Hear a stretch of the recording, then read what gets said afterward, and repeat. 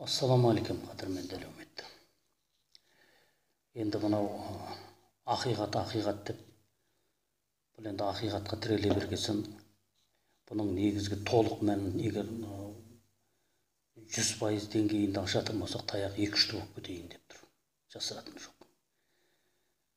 Таяқтың 2-3 болатын себебі, мынау жаңағы мына 2021 жылға бұл жағдай бұлай не себепті тірелді? Бұған себепкерім, кінәлігім, не бітірді деген сияқты заңды сұрақтардың туатыны анық. Бірақ мен бір шын мәнінде бұл мынау қантөгісті қалап отқаным жоқ. Бұлай енді біле білсеңіздер, жаратқан Алла Тәңір анық ескерту, ашық дәлел, айқын әмірмен мені жіберіп отыр ғой, егер біле білген адам болса. Құраннан әмір әкелдім, қиямет қайым деп айтып отырмын ғой. Міне енді сол нәрсені алып келгеннен кейін енді жағдайдың бұлай болуы себебіне бұл таяқтың 2-ші бұл патшаға барып тіреледі. Жасыратын жоқ. Енді бәлкім бұл патшаны да кінәлай беруге болмайтын шығар. Бұл рас, мысалы үшін мынау 4-ші жылдамдықта зуылдап тұрған, 4-ші факторда зуылдап тұрған дүниені бұл бәлкім саналар қабылдамаған болар, түсіне алмаған болар, ұғына алмаған болар. Енді оны былайша айтқан кезде мынау тарихат ілімінің кітабында жазылып тұр ғой, Исаның атыменен. Енді бір-бірлерін айыптауыңды қойыңдар бұл күндері дейді, мына қиямет сотында. Сосын ымыраға келіңдер дейді. Мынау жаңағы оданша осыны, мына менің айтарым, осында оданша осыны атсалысып игерген дұрыс шығар деп ойлаймын. Өйткені бұл жалпылама бір жалғыз ғана елге келген жоқ. Жалпылама бұл адамзат баласының тарихы ғой, енді тағдыр десек те болады. Енді мынау рухтану программасы деп айтып отырмын. Содан кейінгісі бұл мына Құранның өзінің несінде айтылғандай қиямет қайымдық әмір деп отыр. Енді нақты шындығына келер болсақ, мен 2008 жылы бұл әмірді алып барғам. Дәптерге жазып, неге түсіріп, қағазға түсіріп, 2006 жылы бұл маған 40 жасымда уақи етілді. Сарыарқаның Сардаласына келіп түсті деп айттым. Міне бұлардың енді бұл әңгіменің өз алдына бір бөлек. Енді оның бәрін бұлай болды деп, оны қазір тілге тиек етпей қоямын. 2008 жылы мен хабар студиясына алып бардым. Сол кезде Дариға Назарбаеваның бұл мына неде хабар студиясының директоры болғаны мен білмейді екен. Содан кейін бұл жерде Ринат Думан деген болды. Мен айттым, мінекей осылай неге әмір келді, қиямет қайымда Құраннан. Соны мен расшифровать етіп, мына дәптерге түсіріп алып келдім дедім. Шығып бара жатып, сол кезде Ринат Думандар бұны қабылдай қоймады, түсіне ма дейді, мынау ақылы сауысқан бір жынды ма деген сияқты. Сондай бір нелер де болды, бұлай көзқарасынан бірден белгілі.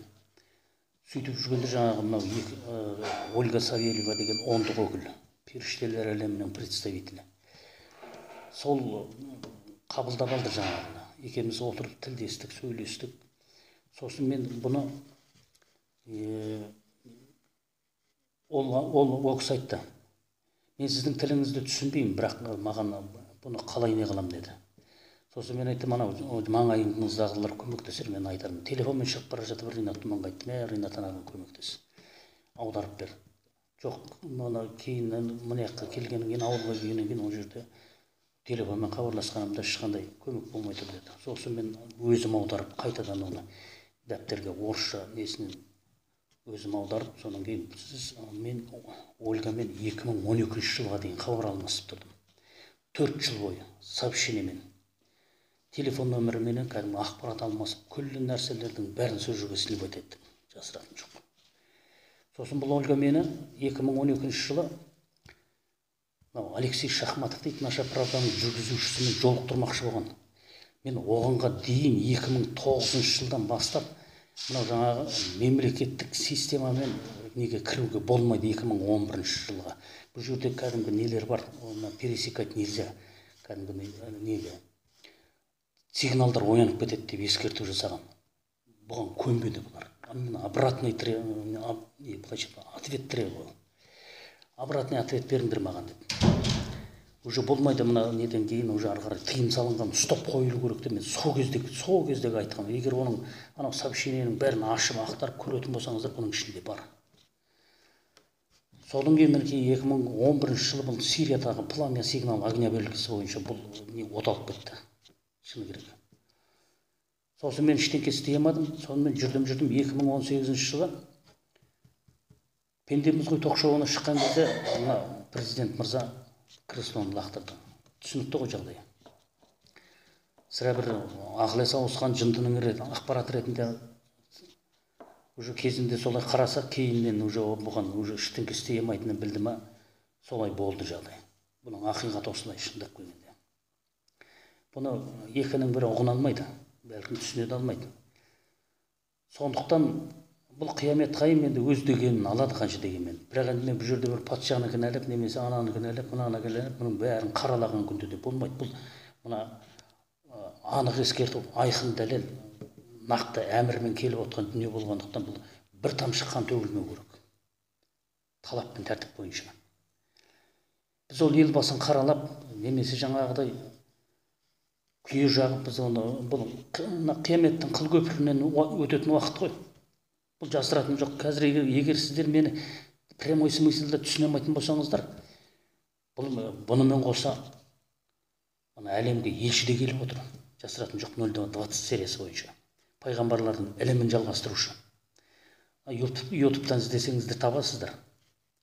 Екі діннің басын қосу керек деп айтып жүр ғой. Өйткені Алла елшісі жалпы создание мотиві бойынша кітап иесі.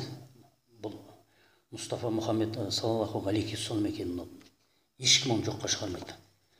Енді разработканың мәні бойынша бұл мемлекеттік деңгейдегі мынау шығып отырған разработкада одан ары қарай планетарлық деңгейге жеткізу үшін мінекей бұл кісінің миссиясы осындай.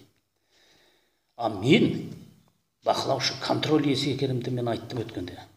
Мені тікелей смыслде ешкім қабылдай алмайды, оны түсіне алмайды, оның бәрін ақтара берудің меніңше қажетті жоқ шығар, өйткені бұл жабық түрдегі мәселе ғой. Енді ол мойындалмаған соң ашық түрдегі қанатқа шығып кетіп отырмыз ғой.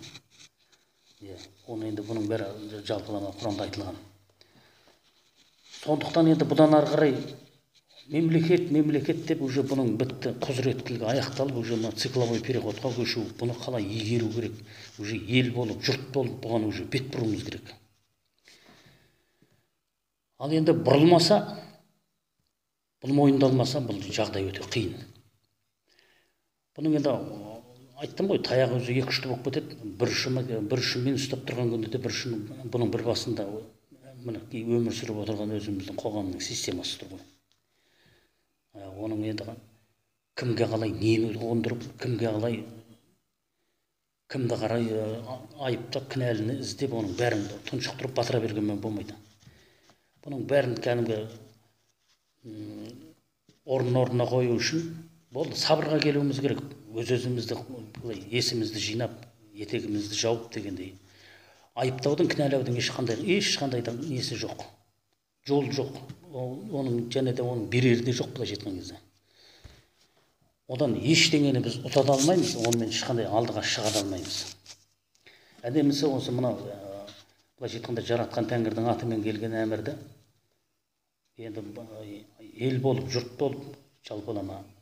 Ал егер оны мүлде мойындамаймыз, бұл деген бір ақыл-есі ауысқан жындының ақпараты дейтін болсаңыздар, онда жауап дайындаңыздар. Анау араб деген елге, Құранның түскен еліне, Құранның түскен жеріне. Одан кейін мынау разработка бүткіл Ресейдің жерінде өтті. Ресей деген елге жауап дайындаңыздар. Ана планеталық конструкция Фатиха сүресінің разработкасы не себепті жоққа шықты. Енді осы екі қанатқа сосын кейін мына әмір келіп мына жерге мына жындар еліне келіп түсіп отырғандықтан Сарыарқаның сардаласына. Бұл нағып мойындалмай отырып, бұған да жауап дайындаңыздар.